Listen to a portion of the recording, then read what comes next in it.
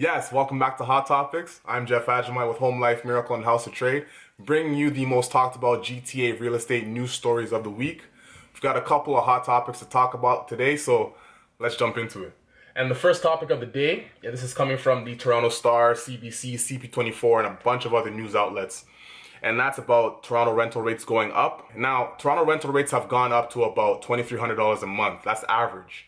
If you're looking at a one bedroom, that's about $2,055 a month, up from about $1,960 last year. And if you're looking for a two bedroom, that's up even more to $2,700 a month. That makes it very, very difficult for someone that's looking for affordable housing, especially if you're looking to live somewhere close to where you work.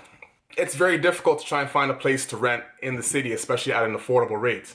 Now, one thing that's happened as a result, and this is the second part I'd like to touch on when it comes to this story, is provincial legislators have actually increased their accommodation budget to match the new rental rates. Now, what does that mean? If a legislator lives about 50 kilometers away from Queen's Park, they have an accommodation budget of $2,300 now. It's about $2,383 now. It used to be about $1,993. I have no issue with that, especially if you're living, like I said, 50, 100 kilometers away.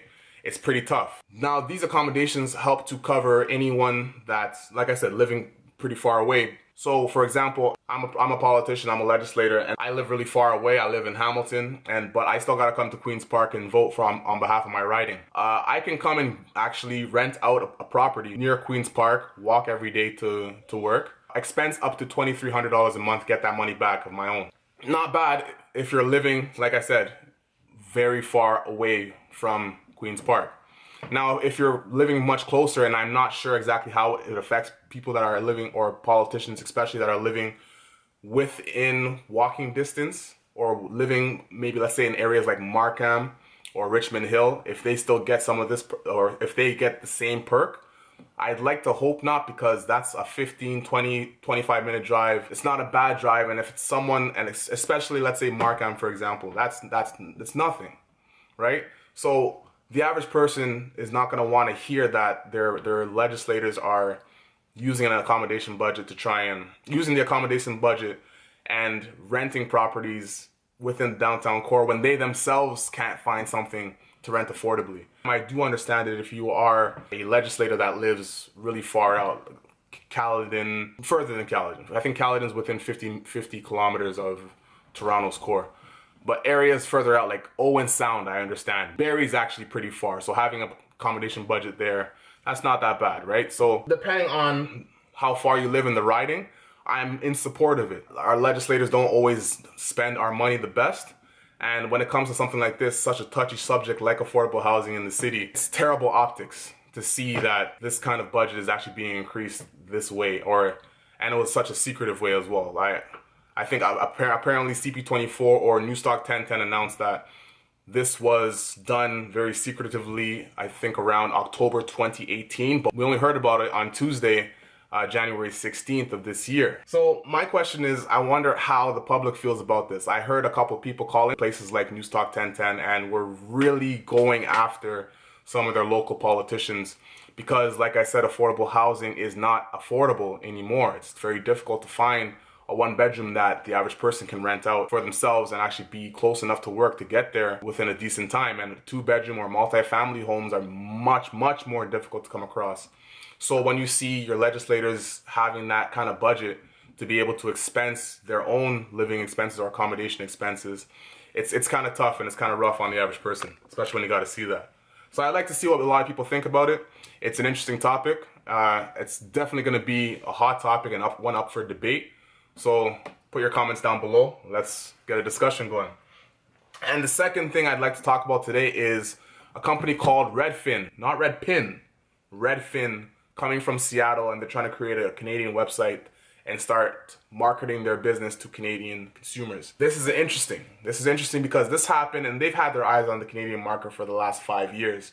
They've sent some representatives up here to try and negotiate with some of our legislators.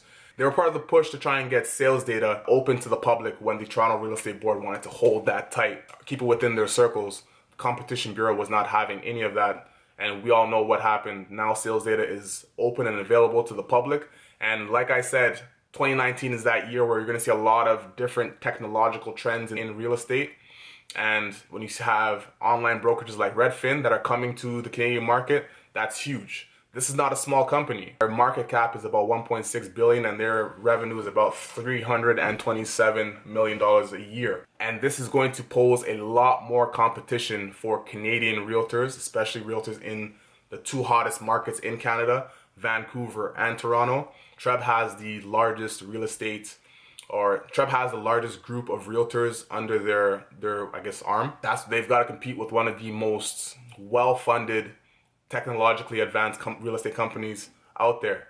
This is going to be a fight that's worth having. It's going to be very interesting to see whether or not Canadian consumers and Canadian home buyers gravitate to US companies like Zillow that are coming to the market to try and advertise, like Redfin that are also coming to the market not only to try and advertise their business, but to sell real estate here.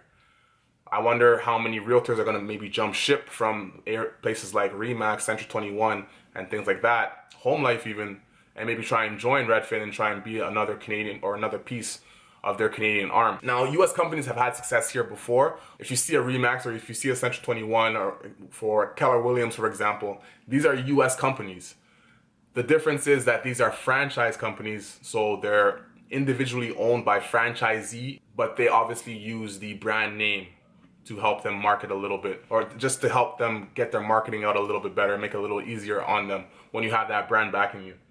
But having Redfin come to the market is going to be really interesting. So my biggest question, like I said, is are Canadian consumers going to gravitate to companies like Redfin, and are we going to start to see more of that trend of US tech-based companies coming to Canada to try and advertise their business and try and scoop up some of our market share? It's going to be a big fight in 2019 to try and see what happens, but it's going to be really interesting. Like I said last week and the week before, if you want to know what's going on with real estate trends when it comes to technology and real estate, check out the Mobile Age of Real Estate blog on the houseoftrade.ca website. Also check out the House of Trade application for GTA home sales data going all the way back for the last 20 years to now. Come back and join us next week for Hot Topics. This is a great episode. We're going to see you next week. Peace. Hey, don't forget to like, share, subscribe, comment on the video down below. This is a discussion. Come back and join us next week for more Hot Topics. We're going to see you next week. Peace.